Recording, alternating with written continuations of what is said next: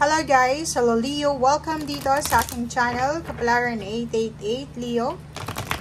Alamin natin kung anong messages, vibration, gabay energy para sa inyong lahat.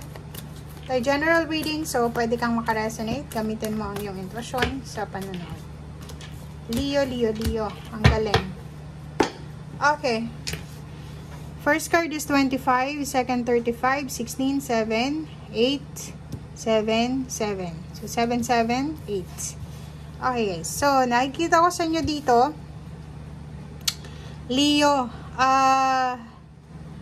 may iba dito, Leo, yung individual. It's either ikaw yan or ibang tao na nag-expect ka ng awards, recognition, graduation, high honor. Kasi itong high honor na ito is parang trinabaho mo siya. So, it's either nag-take ka ng board exam, nakapasa ka sa board exam, nag-aral ka. So, pwedeng nag-expect ka ng positive result, positive outcome, or kano pa man. Okay? So, eto siya. Etong high honor na to, it's either expected or unexpected siya. Sinasabi na lahat ng ginagawa mo, Leo, lahat ng ginagawa mo, mapasimple, small things, big things, ang iniisip mo is outcome. 'Di ba? So, siguro marami kang strategiya na ginawa sa kung ano man, mapa-business, relationship, pag-aaral, trabaho. And this week, parang nakikita mo na ng konti yung liwanag. 'Di ba? Like, halimbawa, may pinapaaral ka, nararamdaman mo, konting tiis na lang, andun ka na. Makakagraduate na yung pinapaaral mo. Ikaw mismo, nag-apply ka ng trabaho, tapos ka na siguro sa interview, sa exam, so waiting ka na lang sa result. So parang ganun ang nakikita natin. Okay?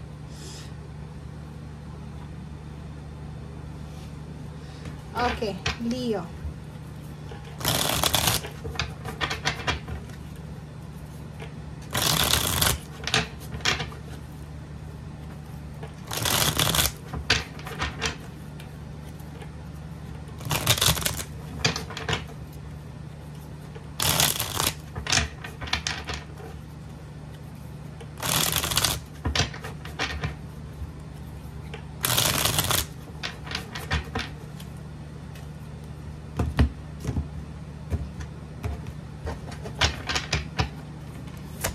Okay, first card dito sa second deck is Ten of Fire. Nakikita ko sa linggong ito na medyo overworking Leo ka, 'di ba? Medyo nakakaramdam ka or ramdam mo talaga yung stress, imbalance, ang dami mong kailangan na tapusin. Ang Ten of Fire na to is ang dami-dami mong pasan-pasan, 'di ba? Parang ang feeling mo, marami kang obligasyon sa buhay. Parang ang feeling mo, lahat ng obligations nasa balikat mo na. Or nakikita ko sir dito, araw-gabi kang nagtatrabaho, or pwedeng hindi ka magkaugaga sa pagtatrabaho, umaga-gabi. Sobrang stress, sobrang nakakapagod yung ginagawa mo. Pero, kahit nakakapagod man yan, may konting liwanag, pag-asa ka na makikita sa linggong ito, na malapit mo ng matapos kung ano man to na mga problema mo. Okay? Page of Water, nakikita natin dito na if ever man sobra kang stress, sobra kang namumroblema, lalo na sa usaping pera, imbalance na yung pakiramdam mo, may isang tao dito, it's either water sign, Pisces, Scorpion, Cancer, or kung ano man itong zodiac sign, ang pwedeng lumapit sa'yo, parang, nakikita ko sa'yo dito, Cancer. It's Cancer. Pwedeng sa sobrang stress mo, sa sobrang imbalance na nararamdaman mo, may isang Cancer dito na pwedeng mag-offer sa'yo ng advice, ng kalinga, ng protection, or kung ano pa man, na pwede niyang i-offer na makakatulong sa'yo.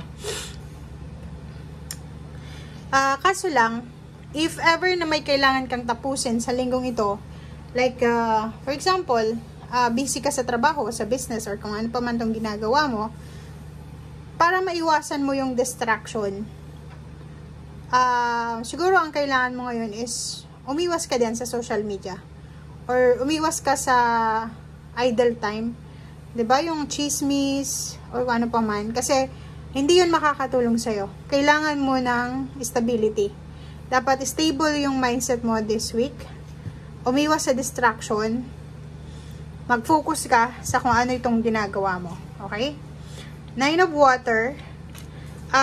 Nakikita ko sa'yo dito na mayroon kang goals, mayroon kang dahilan kung bakit ka sobrang workaholic, sobrang sipag mo ngayon. Kasi may Leo ditong nagdo-double time, hardworking.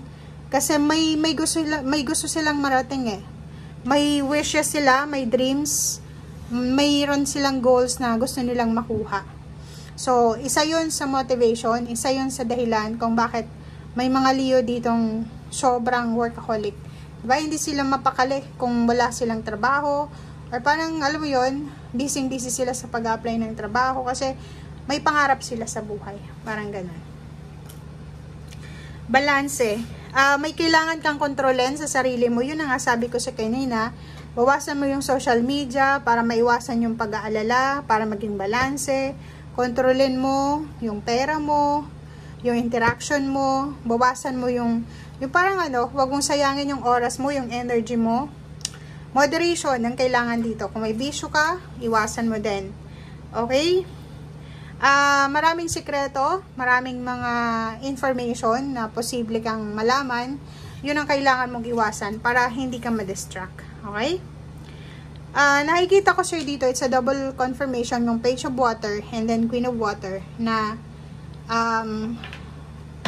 pagod man yung nararamdaman mo or pagod man yung nararamdaman mo, may mga tao dyan sa paligid mo na willing kang kausapin, suportahan, willing kang bigyan ng advices, or willing kang bigyan ng assistance para medyo maging maayos yung pakiramdam mo. Okay? Ang nakikita ko rin sa'yo dito,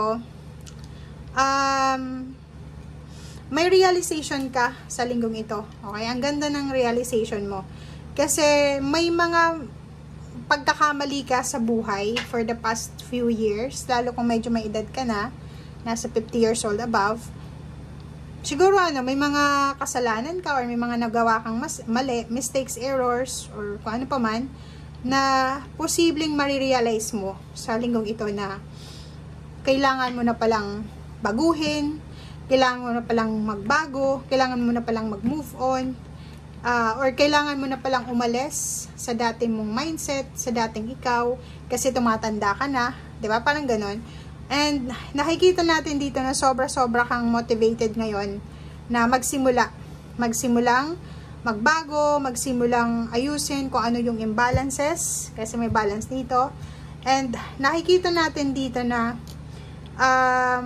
sobra kang nakafocus doon sa pagbabago. Okay? Nakikita natin dito na kailangan mong ituloy-tuloy ito. Kung ano man tong naiisip mong pagbabago na gagawin sa buhay mo. Okay?